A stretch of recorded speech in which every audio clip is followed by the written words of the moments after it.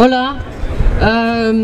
Moi déjà je pars du principe que les ressources sont limitées. Après les moyens de produire de l'énergie peuvent arrêter de s'appuyer sur des ressources non renouvelables.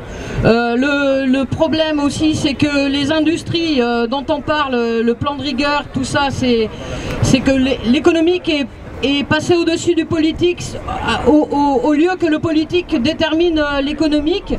Et souvent on râle contre les industriels. Pardon.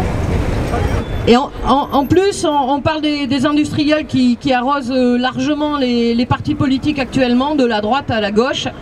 Et on connaît assez mal, en fait, si on regarde l'histoire de ces industries, on s'aperçoit que le groupe Bettencourt, c'était le grand-père, était pro-nazi. On s'aperçoit que les groupes industriels au début du XXe siècle sont exactement les mêmes qui sont en train de régler ces lois-là.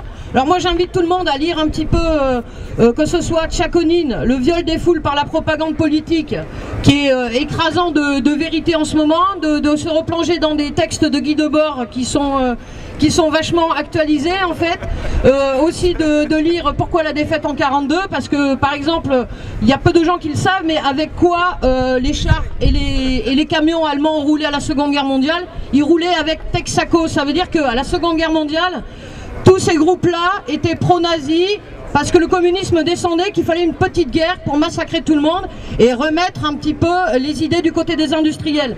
Actuellement, que ce soit le FN ou de droite ou le PS, ils sont totalement arrosés. Oui. Et donc les chars allemands roulaient avec le pétrole de Texaco made in USA. Monsieur Ford a été décoré et remercié parce que c'est grâce à lui qu'il y a eu autant de production d'appareils militaires à l'époque. Vous pouvez vérifier sur Google, on voit Monsieur Ford déguisé sous le Troisième Reich.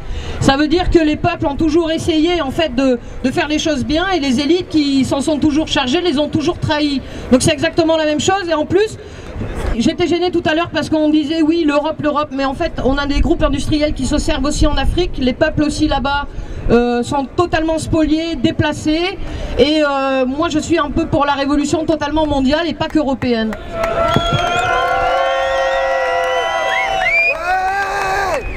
Me molestó un poco antes de que el